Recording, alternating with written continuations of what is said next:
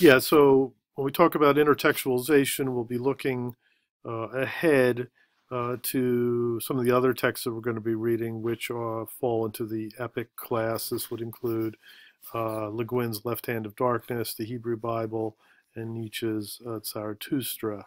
We'll also consider this idea of transdisciplinization, right? So we're not only creating dialogues with other texts, but with other generic variations. So we want to look at the idea of epic, not just in a textual form, but epic as, it works out in our contemporary world. So uh, there's a lot of epic sort of aesthetics going on or conceptualizations going on. Uh, Still in text, but I think for most people, epic is coming through the form of film, coming through sports, coming through video games.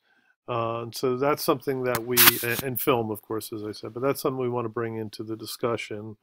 Okay. So that means that sort of transdisciplinary type move there. Recorded, edited, and translated by David C. Conrad.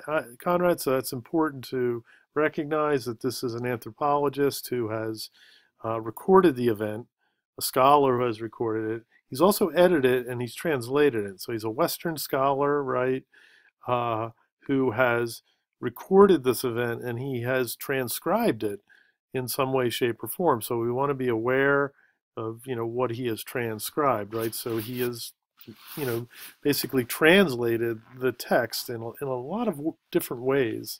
Um, and probably the biggest translation is he's taking an oral text and he's translating it into a text. So we want to keep in mind that there are two writers going on here we're seeing here, and this is the anthropologist Conrad, and then the griot or Jali, as they're called. This is the bard, the oral poet, Jankatase Konde.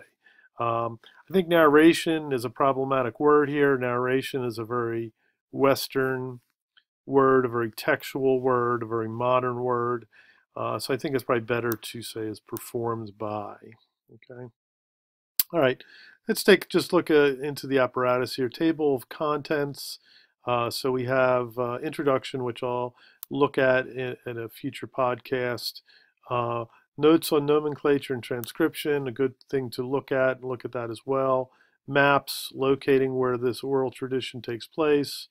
The episodes that we're going to read.